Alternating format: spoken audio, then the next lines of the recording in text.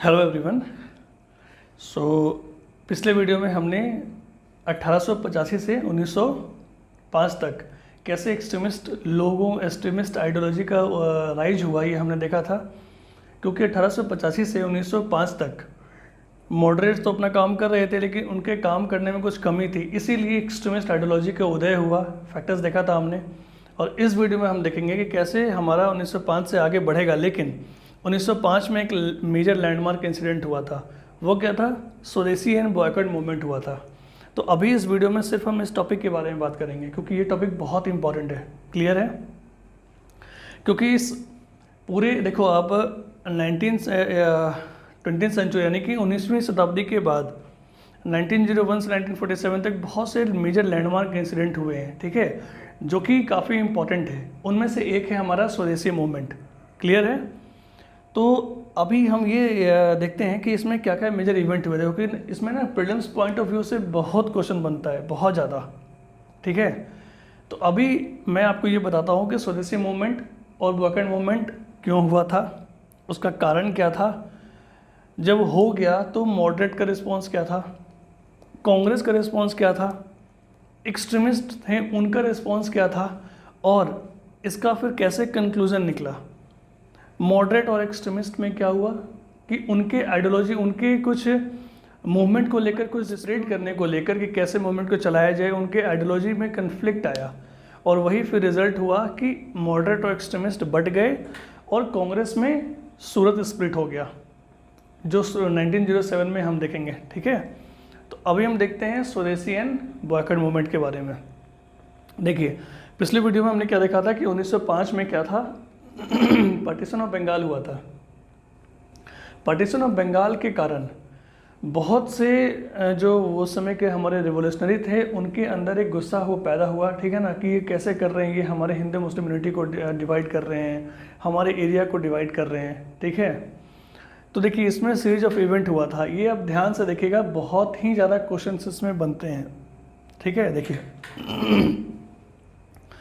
स्वदेशी and boycott movement, इसमें सबसे पहला पॉइंट है जो एग्जाम में सीधा पूछता है, वो है कि इसका मेन रीज़न क्या था कि स्वदेशी मूवमेंट स्टार्ट हुआ। इसका मेन रीज़न क्या था? तो मेन रीज़न था कि पार्टीशन ऑफ बंगाल। तो एक क्वेश्चन तो आपका ये हो गया। क्लियर है? मेन रीज़न बोल रहा हूँ, पार्टीशन ऑफ बंगाल। अब इसमें क्वेश्चन आता है कि ये 3 डेट आप याद रखिएगा, ये इंपॉर्टेंट है। और बीपीएससी में एक बार पूछा था क्वेश्चन। सबको ये पता है कि 1905 में स्वदेशी मूवमेंट शुरू हुआ था, लेकिन उसके पहले भी कुछ कुछ चीज़ें हुई थी। ठीक है ना, तो देखिएगा, सबसे पहले दिसंबर 1903 में डिसीजन कि हम बंगाल को बांटेंगे, ये डिसीजन पब्लिक में आया। ठीक है ना, और जैसे ही ये पब्लिक में आया ये वाला, तो उस केस में क्या हुआ कि हम देखेंगे कि हमारा मॉडरेट्स का रिस्पॉन्स क्या था। ठीक है, पहला। दूसरा, जुलाई 1905 में ये फॉर्मली अनाउंस कर दिया गया। दिसंबर 1903 में डिसीजन ये पब्लिक में हो गया कि हाँ, अंग्रेज़ जो हैं वो बांटने वाले हैं, अभी बटा नहीं था। 1905 में फिर फॉर्मली ये अनाउंस हो गया। क्या हो गया अनाउंस? कि हम इसको फाइनली अब हम अलग कर रहे हैं। जब ये अनाउंस हो गया, तब क्या क्या इंसिडेंट हुआ, हमारे रिवोल्यूशनरीज ने क्या क्या लिया, हम वो देखेंगे। और फाइनली अक्टूबर 1905 में ये इफेक्ट में आ गया। तो इससे क्वेश्चन बनता है, 100% बनता है। ये डेट याद रखिएगा कि फॉर्मली अनाउंस्ड जब भी मेंशन रहेगा, फॉर्मली अनाउंस्ड, तो उसमें आपको जुलाई 1905 टिक मारना है। और अगर क्वेश्चन में पूछेगा कि came into force partition of Bengal, when it came into force, तो वो हो जाएगा अक्टूबर 1905। याद रखिएगा। अब इन तीनों डिसीजन के बेसिस पे अलग अलग इवेंट हुए थे, यानी कि हमारे रिवोल्यूशनरीज ने अलग अलग स्टेप लिए थे। देखते हैं पहला ये है चलिए उससे पहले एक चीज़ और बताता हूँ कि पार्टीशन ऑफ बंगाल हुआ क्यों था। ठीक है ना, तो पार्टीशन ऑफ बंगाल का जब दिसंबर 1903 में जब अनाउंस किए थे अंग्रेज़, तो उस समय अंग्रेज़ क्या बोल रहे थे कि जो बंगाल है ना, वो बहुत बड़ा प्रोविंस है, उसको रूल करने में दिक्कत हो रहा है, तो उसको अगर हम डिवाइड कर देंगे तो हम इजीली गवर्न कर पाएंगे। ये उनका ऑफिशियल रीज़न था। याद रखिए, ये भी पूछता है ऑफिशियल रीज़न। लेकिन एक्चुअली मकसद क्या था उनका? एक्चुअली मकसद ये था कि बंगाल उस समय बुद्धिजीवियों का, यानी कि पढ़े लिखे इंटेलेक्चुअल्स का एक हब था। सबसे ज़्यादा पढ़े लिखे लोग वहीं से, और वो चूँकि पढ़े लिखे थे तो वो मास को बहुत ज़्यादा इन्फ्लुएंस करते थे। तो वो इन्फ्लुएंस करने के कारण वो अंग्रेज चाहते थे कि अगर इसको हम बांट देंगे तो एक तो एरिया बढ़ गया, ठीक है ना, और दूसरी बात कि हिंदू और मुस्लिम का भी बहुत ज़्यादा मेजोरिटी एरिया जब उस साइड और इस साइड रहता था, तो इससे मुस्लिम भी अलग हो जाएंगे और हिंदू भी अलग हो जाएंगे, एक तीर दो निशाना। क्लियर है? तो चलिए अभी हम देखते हैं सिंपली पहले क्या क्या हुआ था। जब पार्टीशन ऑफ बंगाल हुआ तो उसमें दो तीन चीज़ें थी। जब बंगाल डिवाइड हुआ फाइनली, तो उसमें क्या था कि उसको दो बेसिस पे डिवाइड किया गया। पहला था बेसिस ऑफ लैंग्वेज यानी कि हिंदी, बंगाली और उड़िया, इन तीन बेसिस पे उसको बांट दिया गया। और दूसरा था on the basis of religion, Hindu और मुस्लिम। ये फाइनल कंक्लूजन है, ये बस अभी के लिए याद रखिए। तो अभी तक आपने देख लिया ये चीज़ें। देखिए बहुत क्वेश्चन बनता है इसमें, ये चीज़ें आपको समझना होगा बहुत तगड़े तरीके से। अब देखिए जब दिसंबर 1903 में ये अनाउंस हो गया, ये डिसीजन कि हम पार्टीशन करने वाले हैं, जब अनाउंस मतलब वो डिक्लेयर कर रहे थे, पब्लिक डोमेन में आ गई ये बात, तो उसके रिस्पॉन्स में मॉडरेट्स जो है ना वो कुछ एक्शन लेने लगे। मॉडरेट्स कुछ तो करेंगे ना भाई, बंटवारा का बात आ रहा है, पार्टीशन करने की बात आ रही है। तो मॉडरेट्स जो है उसमें से कुछ लीडर्स थे, सुरेंद्रनाथ बनर्जी और के मित्रा, और भी थे लेकिन ये दोनों मेन थे।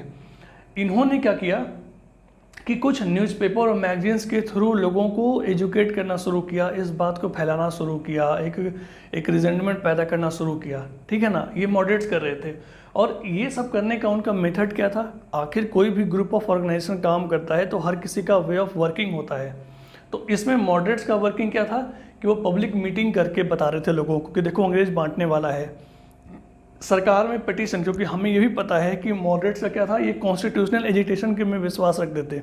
संविधान के थ्रू अंग्रेज़ों को पैर पढ़कर उनको उनकी जी हुजूरी करके कुछ कर सकते हैं, ऐसा उनका बिलीफ था। इसलिए वो पिटीशन भी कर रहे थे कि अंग्रेज ऐसा मत करो, ठीक है। मेमोरेंडा हो गया, प्रोपेगेंडा हो गया, इन सब के यूज से वो मॉडरेट जो है इसके खिलाफ में आया जब ये पब्लिक डोमेन में आया। पहला चीज़ क्लियर है? तो यहाँ से क्वेश्चन याद रखिएगा क्या बनेगा।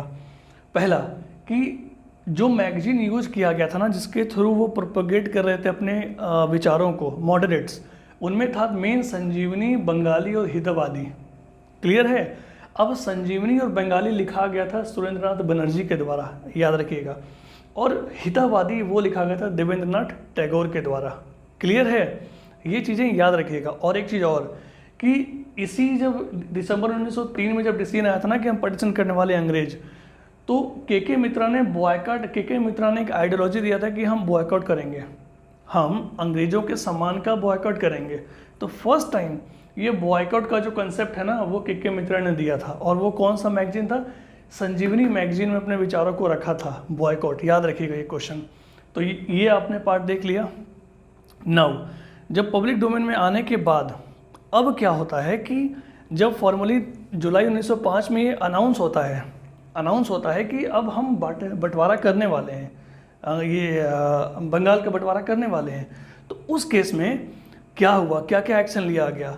तो जैसे ही ये फॉर्मली अनाउंस हुआ कि बंगाल बंटने वाला है, जगह जगह प्रोटेस्ट होना शुरू हो गया। और प्रोटेस्ट होने के साथ साथ यहीं पे अगस्त 1905 में बॉयकॉट को एक रेजोल्यूशन पास होता है कलकत्ता टाउन हॉल में, ठीक है। कलकत्ता टाउन हॉल में एक रेजोल्यूशन पास होता है अगस्त 1905 में।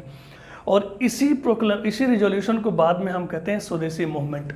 याद रखिएगा। क्लियर है? अगस्त 1905 बहुत ही इंपॉर्टेंट डेट है। जुलाई में अनाउंस हो गया तो उसके रिजल्ट में अगस्त में स्वदेशी मूवमेंट का एक प्रोक्लेमेशन पास हुआ। क्लियर है? ये चीज़ याद रखिएगा। अब जब ये हो गया, ठीक है, मान लिया हो गया, उसके बाद अक्टूबर 1905 आया।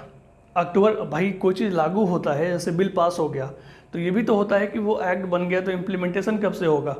जैसे मान लीजिए बेटी बचाओ बेटी पढ़ाओ हमारा एक स्कीम है, या अगर ये तो स्कीम हो गया, अगर हम एक्ट की बात करें तो मान लीजिए ओबीसी रिजर्वेशन बिल अभी पास हुआ है, ठीक है ना। ये पास हुआ है तो ये लागू कब से होगा? पास तो 2021 में हुआ है, लेकिन लागू कब से होगा? तो वैसे ही केम इनटू फोर्स होता है विथ इफेक्ट। तो ये जब अनाउंस हो गया, लेकिन इफेक्ट में कब आया? अक्टूबर 1905 में। जब अक्टूबर 1905 में इफेक्ट में आ गया तब कुछ और इंसिडेंट हुआ था, ठीक है ना। वो इंसिडेंट क्या क्या था देखिए। अक्टूबर 1905 में जब आपका ये केम इनटू फोर्स आ गया तो अक्टूबर 16, 1905 को पार्टीशन जिस दिन हुआ फॉर्मली इफेक्ट में आ गया, उसको इंडियंस मॉर्निंग डे के रूप में मनाए। मॉर्निंग डे मतलब शोक दिवस, ठीक है। उसके बाद और क्या किया कि वंदे मातरम, जगह जगह जो है ना वंदे मातरम, लोग वंदे मातरम गाना शुरू किए, एक थीम सॉन्ग बन गया उस पूरे मूवमेंट का। याद रखिएगा, ये सब मेजर चीज़ें हैं, एग्जाम में पूछ लेता है। फिर है लोगों ने एक दूसरे के हाथ में, हिंदू और मुस्लिम और जो भी थे उड़िया, सारे के सारे हाथ पे क्या करने लगे, वो राखी बांधने लगे as a symbol of unity. Clear है। उसके बाद क्या हुआ कि ये जो मूवमेंट है ना, जब यहाँ से जब इफेक्ट में अक्टूबर 1905 में ही जब इफेक्ट में आ गया, तो इस मूवमेंट को बंगाल के अलावा ही बाहर ले जाने की पूरी कोशिश की गई। तो याद रखिएगा, पूछता है कि स्वदेशी मूवमेंट जो है क्या वो सिर्फ बंगाल में था सीमित? नहीं, बंगाल के बाहर भी था, लेकिन बंगाल के बाहर उतना नहीं था। इसीलिए तो अभी हम देखेंगे आगे कि 1907 में सूरत स्प्लिट होता है। क्यों होता है? क्योंकि मॉडरेट्स चाहते थे कि हम बंगाल के अंदर ही इस मूवमेंट को सीमित रखें, लेकिन एक्सट्रीमिस्ट चाहते थे कि अब चूंकि ये यहाँ मूवमेंट हो गया, क्यों नहीं इसको पूरे इंडिया में ले जाएं, ताकि और ज़्यादा प्रेशर पड़े अंग्रेज़ों पे। इसी के कारण 1907 में देखेंगे सूरत स्प्लिट हो गया। सूरत स्प्लिट में कांग्रेस का बंटवारा होता है, मतलब आइडियोलॉजिकल डिफरेंसेस हो जाते हैं। क्लियर है। हाँ, तो जैसे ही इसमें क्या हुआ कि मूवमेंट जो है वो अदर एरियाज में स्प्रेड हो गया। वो एरिया कौन कौन से थे? महाराष्ट्र हो गया, पंजाब हो गया, मद्रास हो गया, ठीक है। तो देखिए बॉम्बे और पूना में जब स्प्रेड हुआ तो वहाँ कौन लीड कर रहा था? बाल गंगाधर तिलक। और पंजाब में लाला लाजपत राय और अजीत सिंह, मद्रास में चिदम्बरम पिल्लई और दिल्ली में सैयद हैदर रजा। याद रखिएगा ये चीज़। देखिए मेंस पॉइंट के लिए इतना ज़्यादा बुलेट पॉइंट है ना मेंस के लिए, कि मान लीजिए अगर क्रिटिकली एनालाइज करने के लिए कि आप स्वदेशी मूवमेंट के बारे में एनालाइज कीजिए, तो इसको आप अच्छे तरीके से लिख सकते हैं। यहाँ तक क्लियर है। अब देखिए इसमें क्या है कि इन तीनों इंसिडेंट पे क्या क्या एक्शन हुआ वो तो हमने देख लिया, लेकिन जब ये सारा एक्शन हो रहा था तो उस समय कांग्रेस क्या कर रही थी भाई? कांग्रेस का रोल क्या था? ये वैलिड सवाल है। तो देखिए जैसे ही ये तीनों इंसिडेंट हो गया, यानी कि अक्टूबर 1905 फाइनली हमारा जब केम इनटू फोर्स आ गया तब कांग्रेस जो है ना यहाँ पे आके एक मीटिंग बुलाती है। 1905 में एक मीटिंग बुलाती है, फॉर्मली कुछ तो करना है ना भाई, तो मीटिंग बुलाती है और उस मीटिंग में ये अनाउंस करती है कि हम इस पार्टीशन को कंडेम करते हैं और स्वदेशी मूवमेंट जो चल रहा है उसको हम सपोर्ट करते हैं। स्वदेशी मूवमेंट कब हुआ था? अगस्त 1905 में। याद रखिएगा, बहुत सारे क्वेश्चन बनते हैं इसमें। तो 1905 में मीटिंग किया और मीटिंग में कंडेम किया पार्टीशन को और सपोर्ट किया स्वदेशी मूवमेंट को।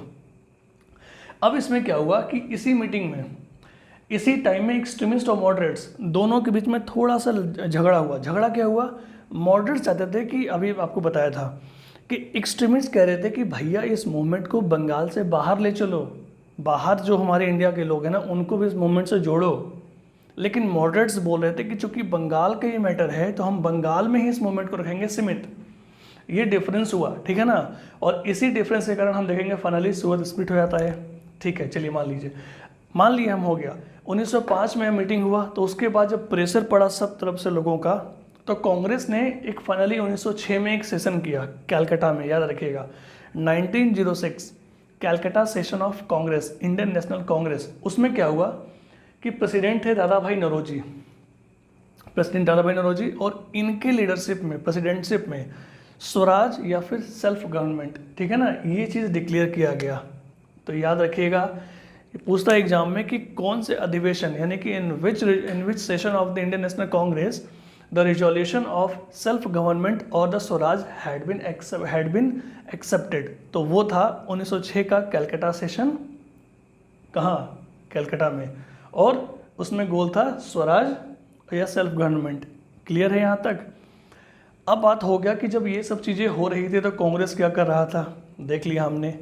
एक्सट्रीमिस्ट लोग क्या कर रहे थे भाई, जो उग्र स्वभाव के लोग हैं वो क्या कर रहे थे, उनका भी तो आइडियोलॉजी है ना भाई, तो वो क्या कर रहे थे। देखिए जब एक्सट्रीमिस्ट की हम बात करेंगे तो एक्सट्रीमिस्ट भी इस पूरे आंदोलन में एग्रेसिव रोल में अपना काम कर रहे थे। तो उनका जो था ना वो स्वदेशी और बॉयकट के साथ साथ एक पैसिव रेजिस्टेंस, मतलब पैसिव रेजिस्टेंस वो दिखा रहे थे मूवमेंट में। अब ये पूछता है एग्जाम में कि पैसिव रेजिस्टेंस से क्या मतलब है, और पैसिव रेजिस्टेंस किन के द्वारा फॉलो किया गया था, मॉडरेट्स के द्वारा या एक्सट्रीमिस्ट के द्वारा। तो पैसिव रेजिस्टेंस फॉलो किया गया था एक्सट्रीमिस्ट के द्वारा। अब पैसिव रेजिस्टेंस क्या होता है? इसमें ये होता है कि बॉयकट करना स्कूल्स का, कॉलेजेस का, कोर्ट्स का, ट्रिब्यूनल्स का और काउंसिल्स का, टाइटल का, जो भी टाइटल उनको मिलता था प्रोफेसर का या कुछ और भी हो गए डॉक्टर्स का, वो सारा टाइटल हटाना। वॉशरमैन ने कपड़ा धोना शुरू कर दिया, पंडित जी ने विवाह के समय जो गिफ्ट मिलता है वो लेना छोड़ दिया। हर तरीके से जो हो सकता था वो पूरा वो पैसिव रेजिस्टेंस दिखा रहे थे। अपार्ट फ्रॉम स्वदेशी मूवमेंट एंड बॉयकट, वो कर ही रहे थे। क्लियर है? तो याद रखिएगा, पैसिव रेजिस्टेंस एक्सट्रीमिस्ट के द्वारा दिखाया गया था ड्यूरिंग स्वदेशी एंड बॉयकट मूवमेंट। क्लियर है? फिर इसी समय जो है ना एक स्लोगन दिया गया था एक्सट्रीमिस्ट के द्वारा कि India is independence from foreign rule. याद रखिएगा, ये स्टेटमेंट पूछता है कभी कभी कि ये स्टेटमेंट कब दिया गया था, किस आंदोलन के परिप्रेक्ष्य में, in the context of which movement this statement was given by which ideology और बाय विच इंडिविजुअल्स। तो जो कि ये स्लोगन इसमें ये एक्सट्रीमिस्ट के द्वारा दिया गया था, तो ये याद रखिएगा। इसमें फिर है कि सेल्फ रिलायंस यानी कि आत्मशक्ति के बारे में बताया था एक्सट्रीमिस्टों ने। एक बुरा बोला कि हमारा जो आइडियोलॉजी है, हम जो इस आंदोलन को फॉलो करेंगे वो सेल्फ सेक्रीफाइस यानी कि आत्मशक्ति से करेंगे। और वो सेल्फ सेक्रीफाइस क्या था कि अपने नेशनल प्राइड को याद रखना, अपने जो हमारे जो पूर्वजों ने एक सॉलिड इतिहास रखा है उसको याद करके और उसकी सीख लेकर हम अपना इतिहास बनाएंगे, हम अपना एक बुनियाद रखेंगे। तो ये सेल्फ सेक्रीफाइस या आत्मशक्ति के बारे में वो प्रोपोगेट कर रहे थे। पूछता है ये चीज़। फिर है इसमें अरविंदो घोष जो कि एक एक्सट्रीमिस्ट लीडर हैं, ठीक है, लीडर थे। उन्होंने क्या बोला था कि political freedom is the life breath of a nation. ये स्टेटमेंट उन्होंने दिया था। क्लियर है? अब देखिए, ये सब जो चीज़ें हो गई, तो अभी हमने देखा था कि मॉडरेट्स जब काम कर रहे थे तो उनका कुछ वे ऑफ वर्किंग था, तो वैसे ही एक्सट्रीमिस्ट भी हैं तो इनका भी कुछ वे ऑफ वर्किंग था। वो वर्किंग क्या था? पहला बात कि बॉयकट कीजिए फॉरेन गुड्स को, यानी कि वो जला दे रहे थे, फेंक दे रहे थे, वॉशरमैन्स कपड़ा नहीं धो रहे थे, जला दे रहे थे, आग लगा, सब कुछ कर दे रहे थे। वो जो भी पॉसिबल हो सकता था वो कर रहे थे। फिर उन्होंने क्या किया? ऑर्गेनाइज किया समितिज़ को। याद रखिएगा, इन्होंने एक्सट्रीमिस्ट ने कुछ समितिज ऑर्गेनाइज किया, एक ग्रुप ऑफ वॉलंटियर को मिलाकर समिति बनाया, जिसमें एक था स्वदेश बांधव समिति। बहुत इंपॉर्टेंट है स्वदेश बांधव समिति, याद रखिएगा। ये 1905 ये स्वदेशी मूवमेंट के समय बना था। ये अश्विनी कुमार दत्ता के द्वारा बनाया गया था। इसमें क्या था कि टेम्पलेट बांटना और सोशली अवेयर करना लोगों को कि हमारा हक क्या है, क्या ऐसा हो रहा है, मतलब अवेयर करना सारी चीज़ों को। और मास मोबिलाइजेशन तो हमको पता ही है, कैसे लोगों को इकट्ठा अपनी ओर इन्फ्लुएंस करना है। क्लियर है? अब इसी समय टैगोर साहब ने लिखा था अमार सुनार बांग्ला, जो कि बाद में बांग्लादेश का नेशनल एंथम बना है, नेशनल सॉन्ग बना है। ठीक है, अमार सुनार बांग्ला, याद रखिएगा। अमार सुनार बांग्ला 1905 में ही स्वदेशी मूवमेंट के समय रविन्द्रनाथ टैगोर ने ये दिया था। ठीक है, अमार सुनार बांग्ला, याद रखिएगा। उसके बाद अभी हमने देखा कि इन्होंने क्या बताया, एम्फेसिस ऑन सेल्फ रिलायंस और आत्मशक्ति, मतलब अपने नेचुरल पास्ट को, अपने नेशनल पास्ट को याद रखना, उससे एक गौरव की अनुभूति करना, यानी कि नेशनल प्राइड को। ये उनका था कि self reliance and self sacrifice या आत्मशक्ति। ये पूछता है कि ये टर्म किससे जुड़ा हुआ है, तो ये जुड़ा हुआ है किससे? एक्सट्रीमिस्ट आइडियोलॉजी से।